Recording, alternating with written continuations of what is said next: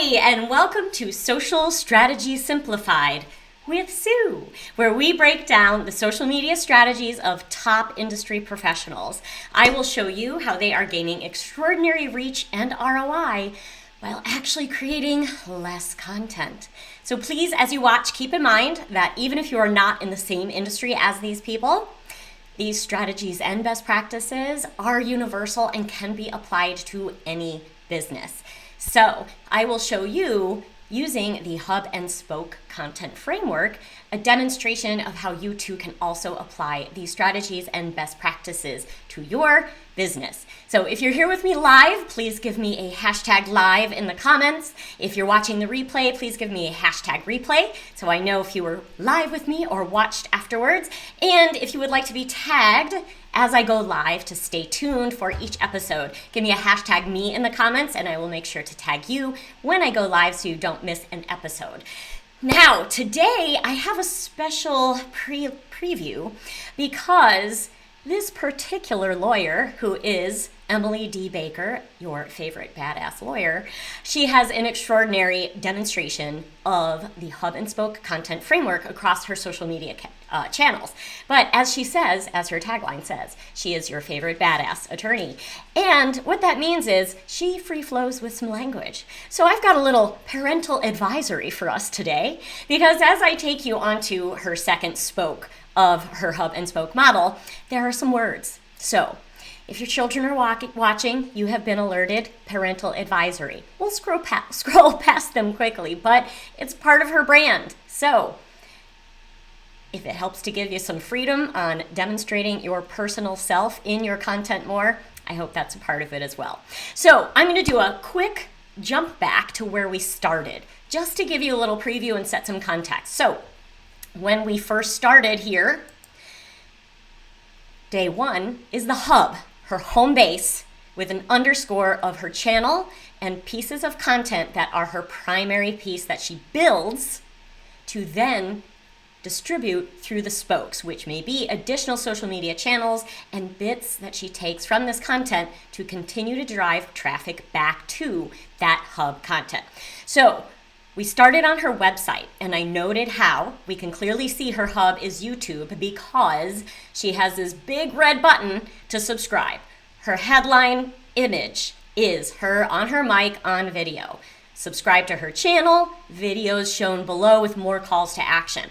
Then yesterday we started getting into the spokes of her content, which is taking that larger piece of content, taking things from that to create something else. That then is when we took a little review of her podcast, which she has across Apple, Google, Spotify, Stitcher. So she strips the audio from her video, does a bit of editing, and then places that piece of content across more social media channels. So again, reuse and repurpose to save time, save money, and continue to drive traffic back to very important pieces of content that establish your brand authority and expertise and build a community in the process while simplifying your life with a plan.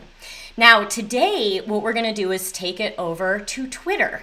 So, actually, one thing I want to point out though, you may notice, and I pointed this out the first day, she does not have other social channels on her website. Some people may say, oh, she's missing such an opportunity, but this is sort of the idea. She is focusing on that primary piece. So think about, what is your primary traffic goal? We don't want to give people too many things to do, and that's why some people simplify their website. She does not have an email newsletter listed here to sign up. She does not have other social media channels, but she is using Twitter very powerfully to continue to broaden the framework of this hub and spoke model of content reuse and repurpose to drive traffic back to those primary pieces of content and her social hub. So here's where the parental advisory comes in. Real quick, we're going to take a look here, just as I showed you yesterday, across Spotify, across Google, across YouTube, and her website, consistent branding. So she has, yes, some language on her profile. This is her personal brand. This is what people love about her. So if you think that you are in a highly regulated professional service and that you cannot showcase your true self, I ask you to rethink that as part of this message. So very first thing I noticed though when I come here to Twitter, we'll move that out of the way for now. So she has on her banner image, watchemily.com. Where do we think that takes us? Let's check. If I can type.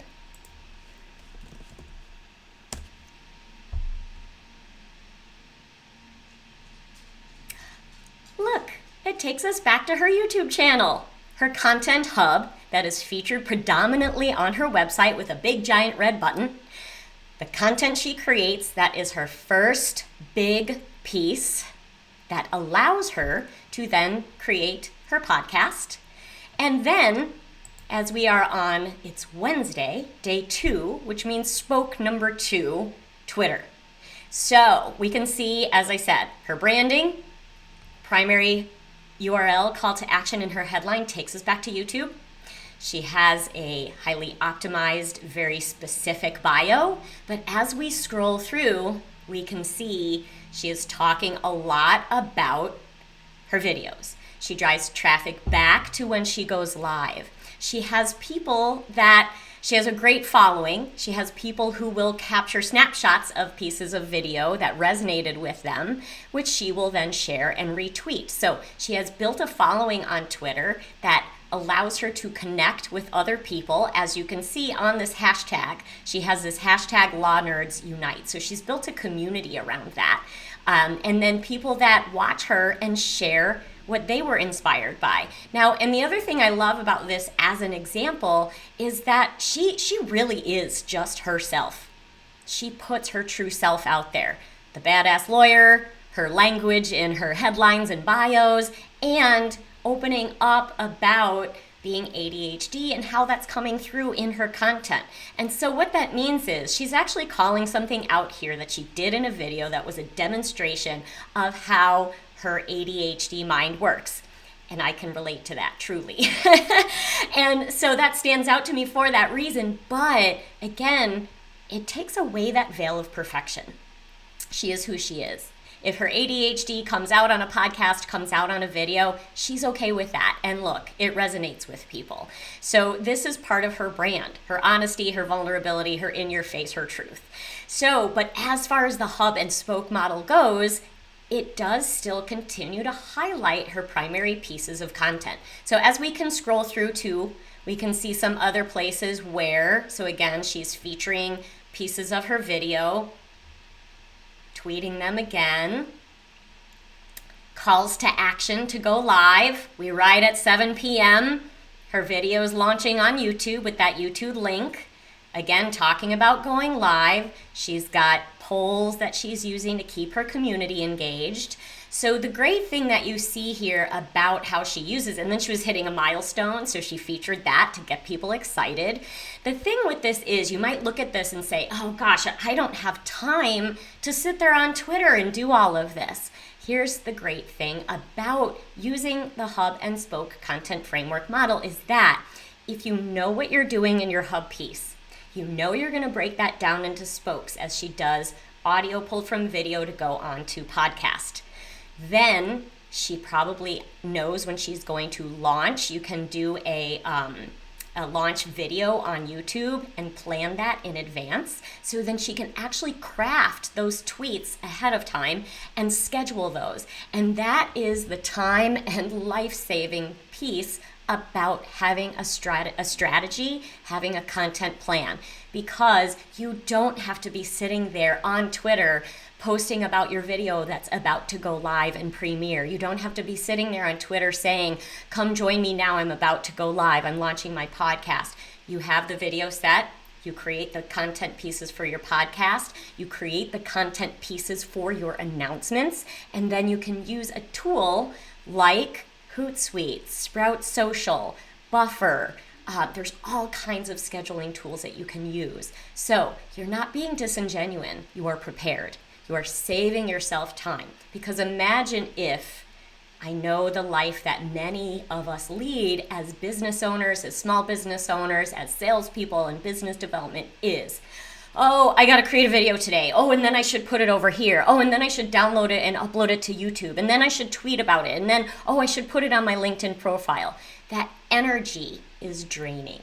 That energy keeps us scattered and unfocused, and it strips and steals hours of our day. If you create a plan, if you create a hub and spoke content framework, you know what you're doing. You create it in advance.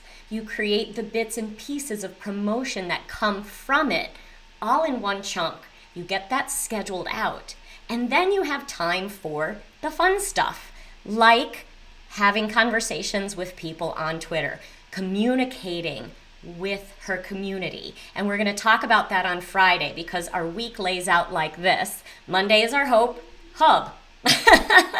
Monday's going to be hope too. Monday is our hub. Tuesday, Wednesday, Thursday, we talk about spokes. And then Friday, we wrap it up with the K-E in spoke, which is keep engaging. She does a great job of this on Twitter. So we'll come back to Twitter for that. But I wanted to demonstrate as we flow through the process from video to podcast to little bits and snippets that she puts out on Twitter to drive another audience back from Twitter onto her YouTube channel to continue to watch her episodic content that people start to rely upon and look forward to, and subconsciously they know it's coming, they're prepared and they're ready and they're waiting to see Emily and what she's done next.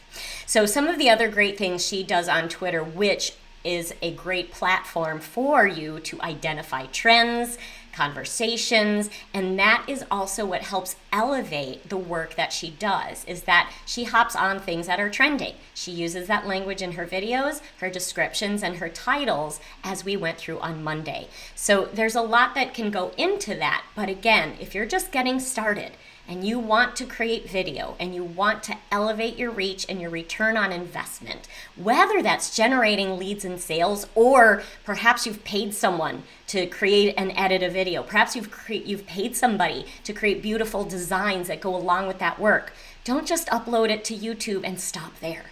You want to maximize that investment by creating your spokes, distributing that out to different audiences who will help elevate that, bring back to that primary traffic driver to continue to grow your hub and your business in less time and by creating less. Reuse, repurpose, do more with less, have more time to spend on your genius, more time to spend with your friends, family, and loved ones, and fur babies, and really enjoy life more, enjoy your business more, and get more out of the great work that you have already done.